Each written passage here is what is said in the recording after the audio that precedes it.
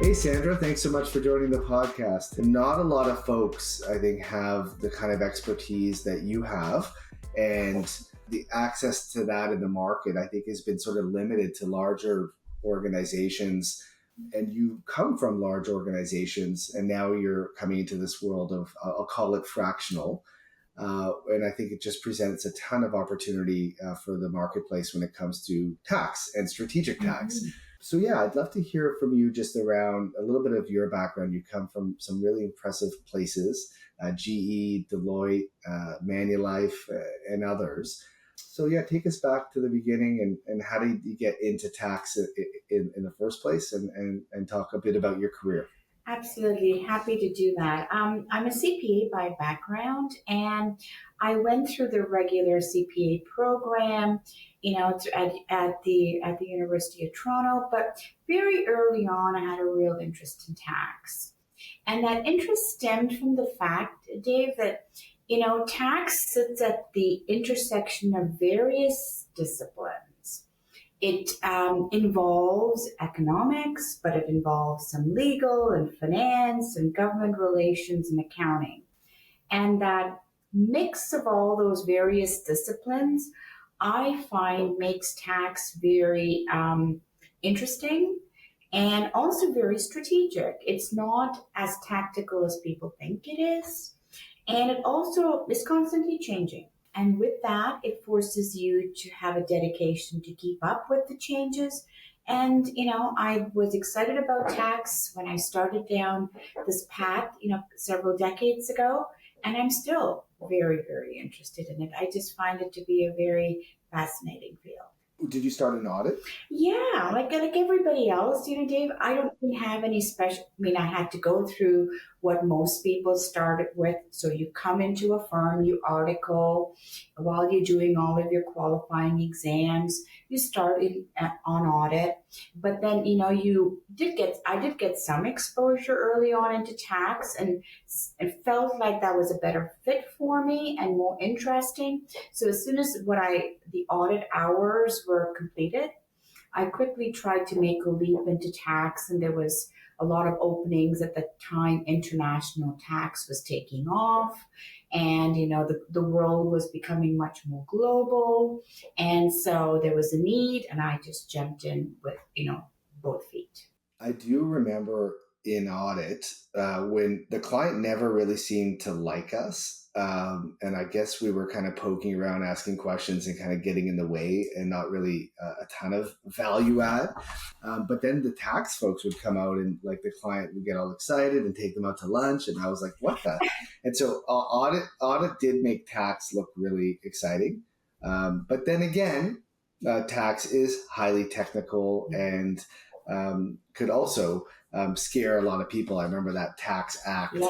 And the CA exams, you're allowed to bring the book into the exam, but like it was almost just like, well, if you're opening up that book, you're in trouble. So an interesting world. But as one evolves in their career, you get to really come to understand how much it could make or break things for businesses and individuals. Talk a little bit about your first foray then into working for a large organization in a tax capacity. I don't think that's as clear to everybody, particularly in businesses that don't have internal tax folks. But tell us a little bit about that journey and working for corporate in tax roles. The roles that I took on in tax early on in my career, there was no in-house tax function. A lot of the tax roles were kind of all outsourced, and the big large accounting firms at that point, they were the big 8, but now the big 4, were kind of doing a lot of that work. And then as tax became more and more complicated, a lot of the big organizations thought it may make a great deal of sense to have some people in-house working with the external folks. And that model was first introduced to General Electric, so GE. That model was very, very effective. The in-house businesses loved it because they were able to have continuity of people on files and understanding the issues. And the external folks also liked it because they were able to, channel all their questions through a single person who knew the business as well. So it was a sort of a win-win situation. And then the in-house tax function in GE just mushroomed from this back office type function that it used to be to having a seat at the table because tax was involved in everything. And a lot of the other big multinational firms were looking at what GE was doing in the tax area because it was new, it was novel, and they saw the benefits of that showing up in something called an effective tax rate. An effective tax rate is something that you have to report on your financial statements. And generally, effective tax rate is kind of similar to the tax rate that any corporation out there pays. But GE's effective tax rate was getting to be lower than that of what a normal company pays. So that means that tax was doing something proactively to manage the tax function, and that translated into a better effective tax rate. So that was how tax started to evolve from a back office function to a front office. And then, a lot of other, companies started to adopt that model. When I think about the world of, CFOs and the impact they have on organizations, it could show up in many places, but that's, going to be on a P&L by and large, or the balance sheet, the financial statements. But really, it sounds like, from a tax perspective, it shows up there as well. But like, if you looked at one number, I guess the effective tax rate would be, the needle mover, the one KPI that you could look to say, are we doing, right by this business? Yeah, and I think that case, and you're spot on, Dave, on that, because the effective tax rate tells you what you're doing strategically in tax. It doesn't tell you anything about compliance, and compliance must get done. Compliance is table stakes. Everybody needs to file a return, whether in a personal level, corporate level, all of that stuff. But to move the effective tax rate, that tells you that something is being done strategically.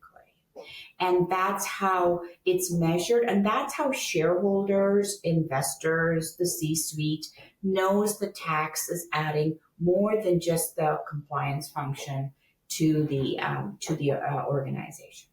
So, yeah, I think that's a great point. Like, the compliance part, is table stakes, but most people, or I don't want to say most people, many seem to think of that as, being encompassing all of what tax is.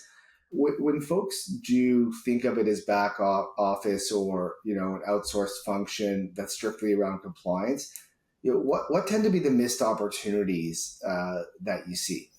Yeah, I do think you're spot on in that traditionally, tax has been viewed as compliance and reporting. And there's this old adage that says there's only two certainties in life, death and taxes. That's how people kind of view tax as sort of, it's something you must get done, but there's no real value to be gained by it. I think if you change that mindset a little bit, the value add in tax is, being informed about the past, but looking forward into the future and being very strategically minded about it. That's the secret sauce if you want to get real value from the tax function. And that requires the tax function to have a seat at the table.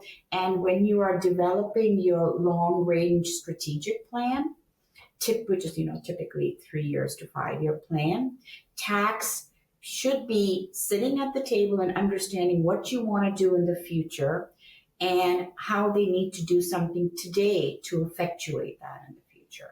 And that could be anywhere from, scaling the business, getting ready for an IPO, bringing in new strategic investors, trying to transition the business from the founder to a new management team. It could take on many forms, but generally it comes to bear when the business is doing a pivot or doing something that is strategic And that's where, tax can add a great deal of And so would you look at that and say, so, okay, a transaction would warrant an evaluation from a tax perspective and strategic, and it might, um, point to planning opportunities. How do we structure things to optimize tax? Again, so that makes sense. But just for a company that establishes itself and grows, and companies that are in that kind of lower or mid-market space, um, would you say that many of those businesses are solely focused on compliance again and also missing strategic opportunities? And what might those be? I suspect around how they establish their structure would be one. yeah, as soon as a company starts to become profitable and Yeah. starts to pay tax, then there's tax strategies that can be had. So if a company is in the startup phase and all it has is losses, you can't do much on the tax side. But once a business starts to throw off positive cash flow and pay tax from that cash flow, then there are things you can do. And it normally starts with the structure. You're right. Are you structured to optimize the taxes that you pay? Do you have cross-border transactions? Are you scaling internationally? What does your, HST and GST look like?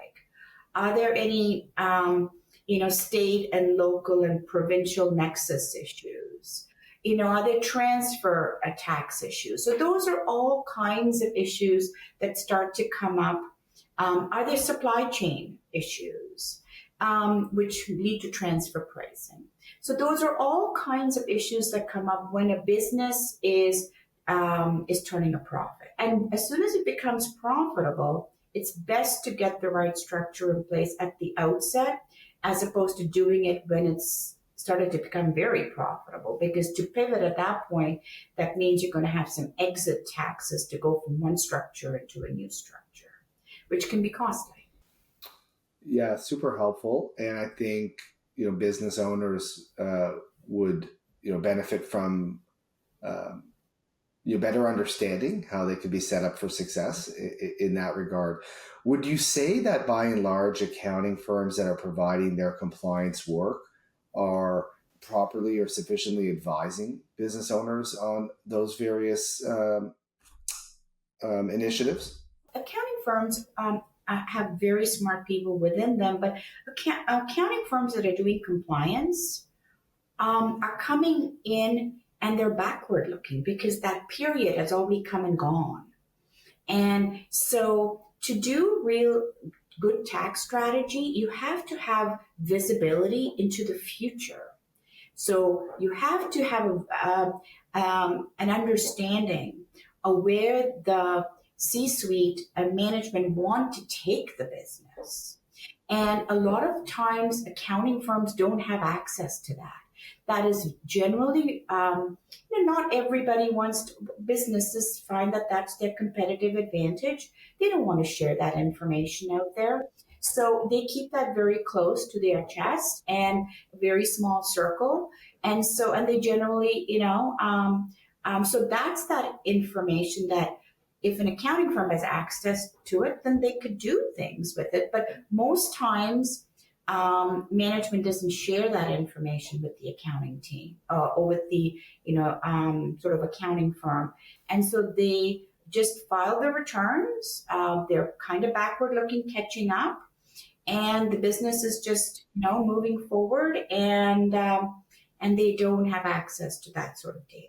So, I mean, this is sounding to me like something that I spent a lot of time talking about, which is, the controllership function versus the CFO function, and the shift from, looking backwards and looking forward strategically. And again, I know controllers take exception. I'm not saying controllers don't look forward or don't have strategic nature, but just by and large, the backward looking finance function, many business owners view that as a complete finance function and maybe don't really know this next level of strategic that can support them from a finance function perspective. I kind of see taxes a similar, like there's parallel there, which is Absolutely. there's a whole new level when you start to ask questions about where we're going and what's the strategic direction of the business, and tax having a seat at the table.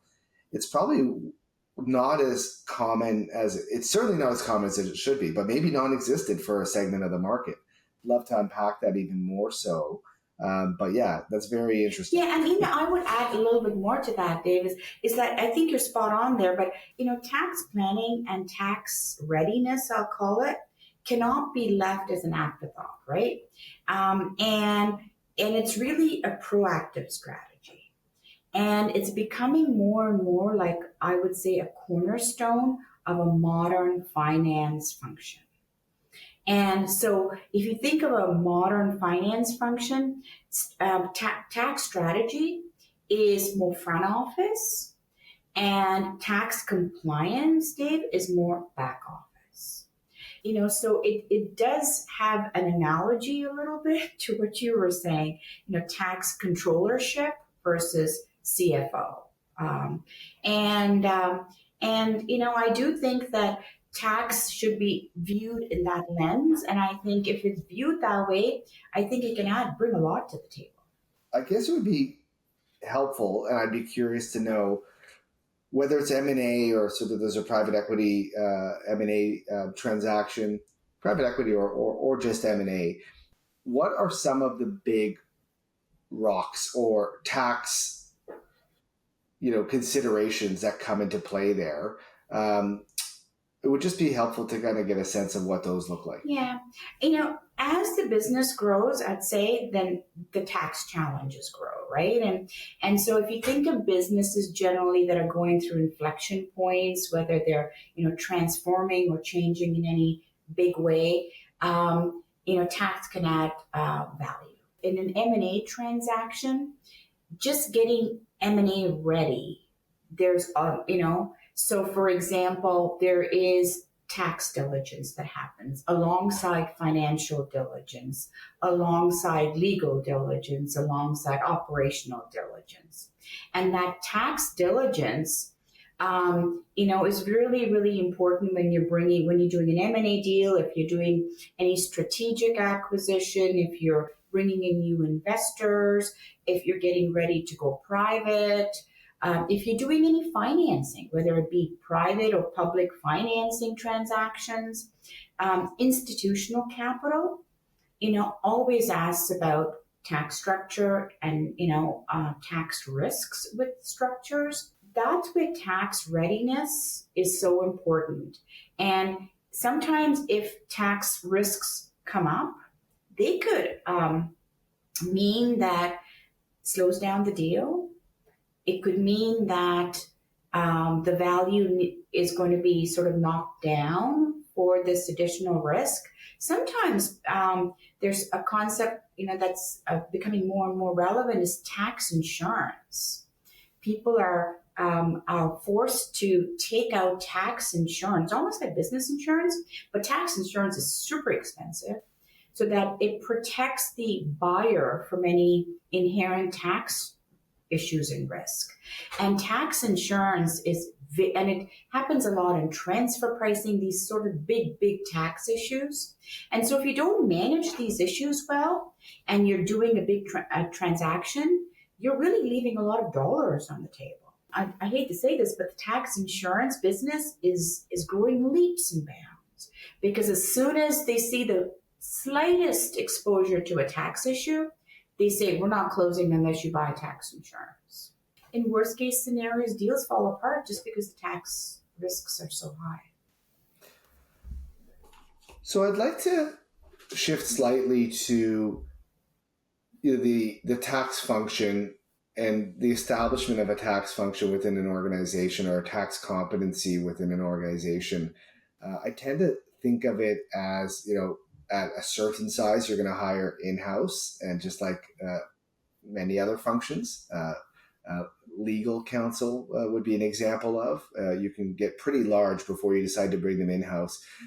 Talk about the internal versus external considerations that businesses should be aware of, and how to think about building a finance function as they grow. Yeah. Sorry, a A tax tax function function. as they grow, I should Yeah, say. there's Yeah. three typical models for a tax function. There is, 100% outsourced model that we talked about already. There's a 100% insourced model as well.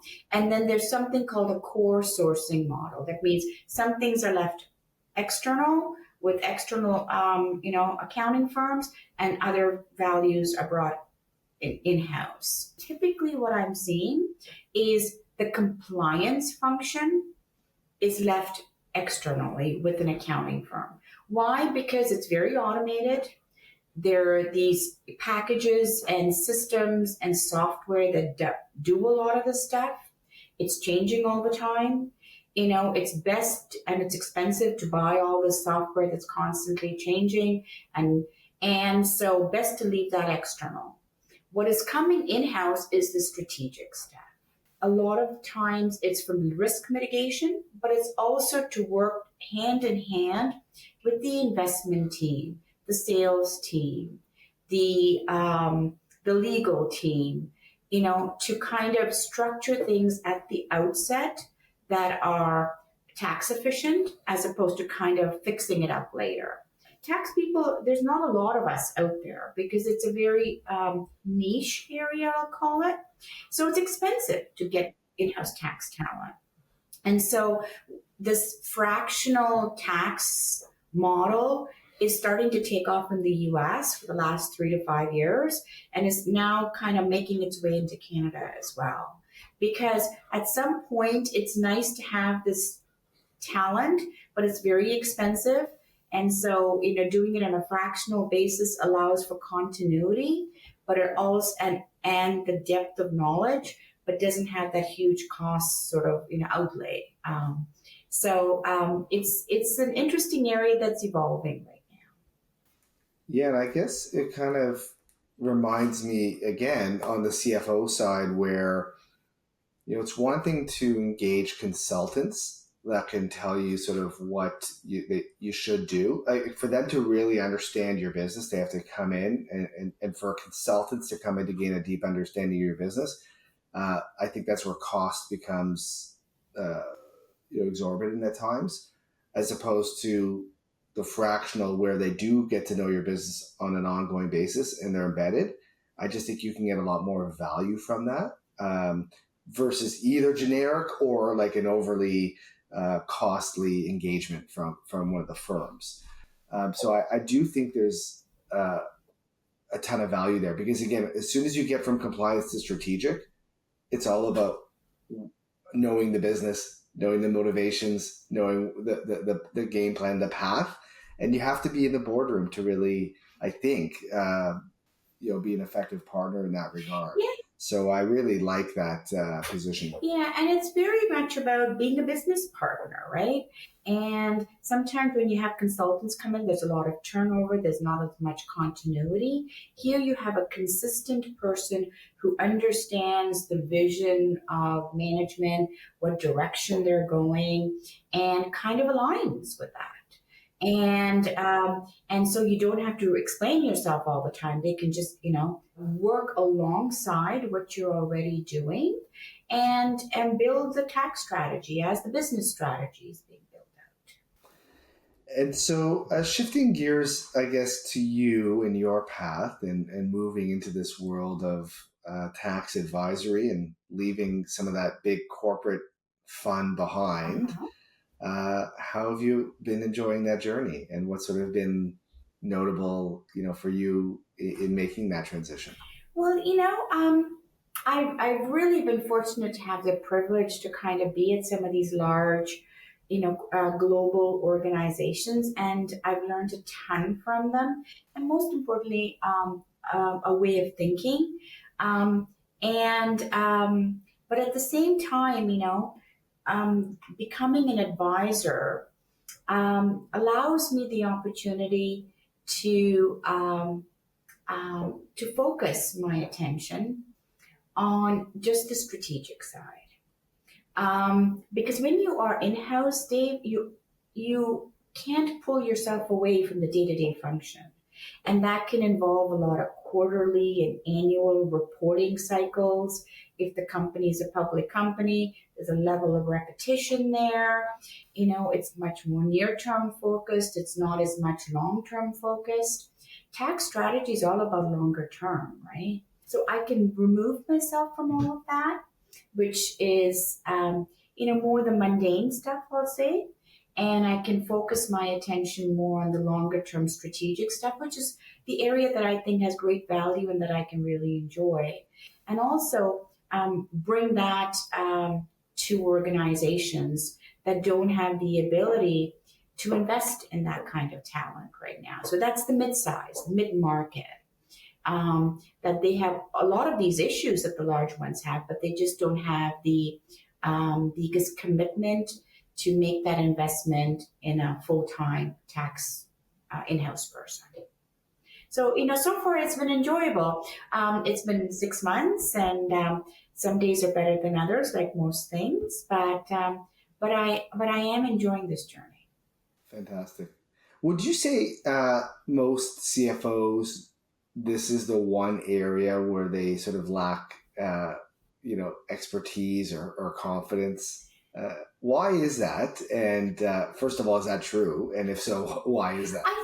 I think it's one of the first comments I made is that CFOs don't have the in-depth tax knowledge, and the reason because it's changing all the time. It's nothing more than that. They're so again focused on, in some respects, near term and short term, and they're pulled into that.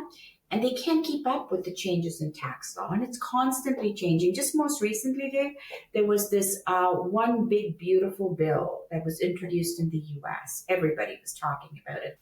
But anybody operating in the U.S. needs to know the rules have all changed, and changed in a big way. And CFOs don't have the time to invest in understanding all those changes. So you can see that a lot of governments are trying to change economic policy, but they're changing it through making tax policy changes. And the CFO is just not equipped to invest the time to keep up with all of this. So that's why they need somebody who works alongside them, who kind of keeps up to date and acts as a bit of a filter to tell them where the risks are in the structure, and keeping him or her informed as to where they need to pay attention. Yeah, so it really is complementary in a way. And again, it's not to say that that type of expertise is non-existent, but if you don't have access to, partners at the, larger accounting firms, or, the kind of tax expertise that is in the strategic realm versus the compliance realm, then people may wonder how to get that type of help, or they may not wonder, but they're leaving dollars on the table in the form of a higher effective tax rate. But also, they may not know what questions to ask. They may hear that, these changes are here. Why should it bother me? Or how should it impact me? As somebody who's a fractional tax person can at least advise them of what questions they should be asking of their external advisors. And then they can go off and figure out whether they want to use that way, or use the fractional tax person as a way to filter some of that information through and synthesize it and summarize it so that the CFO can understand, well, here are all of the implications, here's how it impacts your business, and here's what you can do about it in sort of layman terms. Because calling up an accounting firm, absolutely, they all know about this stuff and they're all over it, but maybe they may explain it in a technical point of view, and you need somebody who can then translate that technical stuff to a CFO in just, in general, everyday, common speak, as opposed to, tax jargon. Yeah. Here's what matters to you, and here's why. Yeah.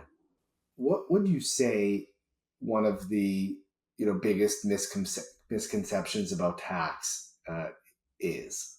One of the biggest misconceptions about tax is that tax, like accounting is coupled up and finance to be a back office function. And, a lot of folks think tax, accounting, finance, they're all back office, they're all coupled and intertwined, and they are more reporting and compliance focused, and they're backward looking. And I think the one message I can leave is you need to decouple that way of thinking, because I think accounting and finance functions are a lot more aligned. But I think tax and treasury is the new, if you see what's happening out there, that are becoming better aligned. Because tax impacts how much you pay to the government or how much you pay. And so it has a direct impact on the cash management of a company. And so more and more tax and treasury are becoming more intertwined and aligned, and one leader looking at both of those functions, and tax is decoupling from the accounting and finance side of things. And that is a trend, again, that's happened in the US. And it's been in the last 3 to 5 years, where the head of tax is also the head of treasury. As opposed to in the past, it was always part of the accounting function. And is that largely tied to, does that generally include sort of multi-jurisdiction and where cash resides and how do you, repatriate? That's exactly it.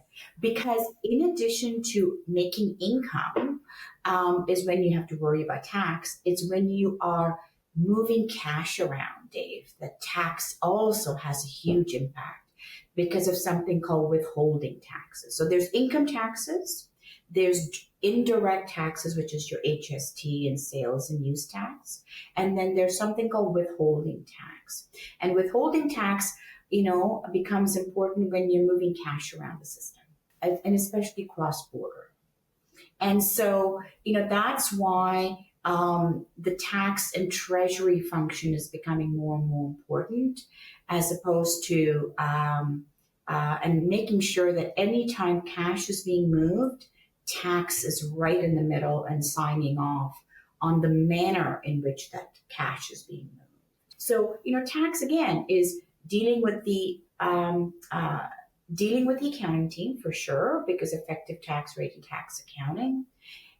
Dealing with the treasury team, dealing with the legal team, dealing, with the investment team, dealing with the strategic sort of view of the business. So there's so many different touch points that tax has within an organization. It's no longer just part of the accounting and finance group. Yeah, super helpful.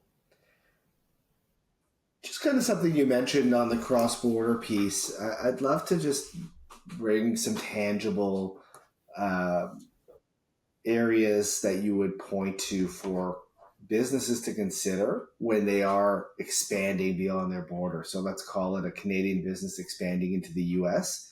What should they be looking for? What should they be asking of you as they make that move? Yeah, that's a great question. As you're moving what we call outbound from Canada, you need to worry about, are you creating a nexus? Are you creating taxable presence is another word. Nexus is more, tax phrase. A taxable presence outside of Canada. And if you are creating a taxable presence, that brings with it a tax cost. But also you need to be asking yourself, well, what is the structure? Is the existing structure, still going to give me the most tax efficiencies? Should I be operating in the foreign jurisdiction through a subsidiary, through a partnership, through a branch? What does that look like? Also, you need to be worried about things like, are there management fees that you have to allocate for your U.S. operations? And if, is that requires some transfer pricing work? And, what does that look like? And what kind of transfer price should that be? Are there supply chain issues that I need to be concerned about here? If there's cash that's being generated in the country, like let's just say it's the US, how do I bring that cash across the border back home to Canada? Do I suffer a withholding tax? Is there more efficient ways of doing that? Um, those are just some of the issues that kind of, if you have, employees in the US, you have to be asking yourself, are there, payroll taxes, those types of taxes to worry about. If you're creating an incentive plan, because a lot of times you've got sales and other key people in a foreign jurisdiction, what do those incentive plans look like? Is your normal stock option plan still beneficial, or is there more tax efficient ways to to compensate these high senior executives for their work? So those are all a bunch of issues that kind of can come up, and dealing with them up front, and setting the stage for them. But they all deal with the structure. So you start with the structure, Dave, and then you start to worry about all these other issues. Super helpful. When we talk about misconceptions, I'll just share that one of the misconceptions I see is that people think that if you're a CA or CPA, that you know tax. And whether it's at the cocktail parties, and I just tell people, I spent a couple weeks in a tax, pool doing my hours at the firm, and that's about it.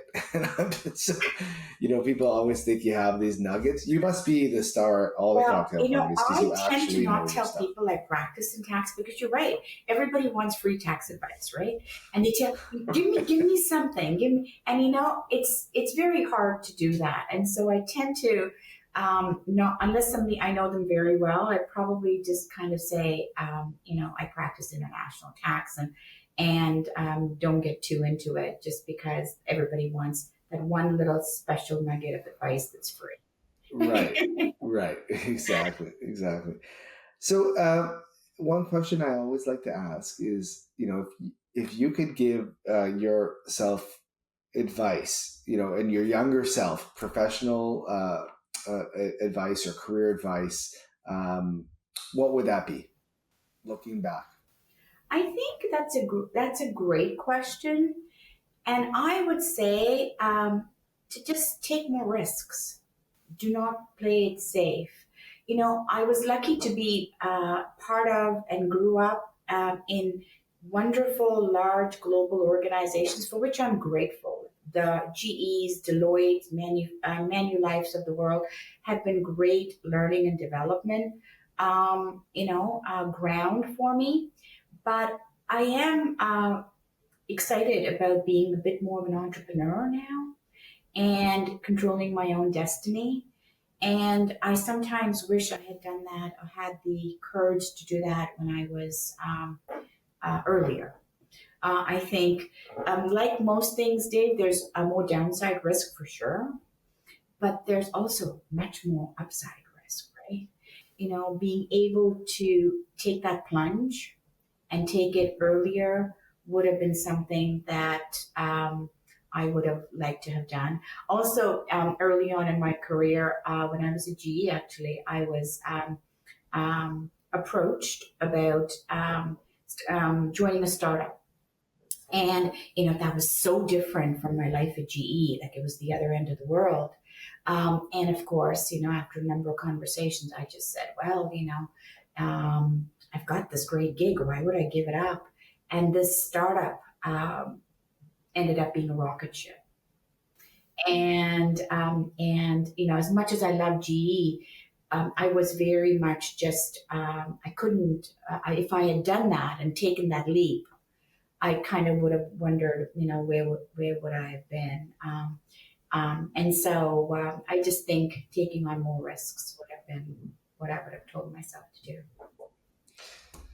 Well, great answer. And looks like you made at least mostly the right decisions because you've had a wonderful career and you're doing great stuff now. And I really wish you all the best in this new endeavor and look forward to our continued collaboration.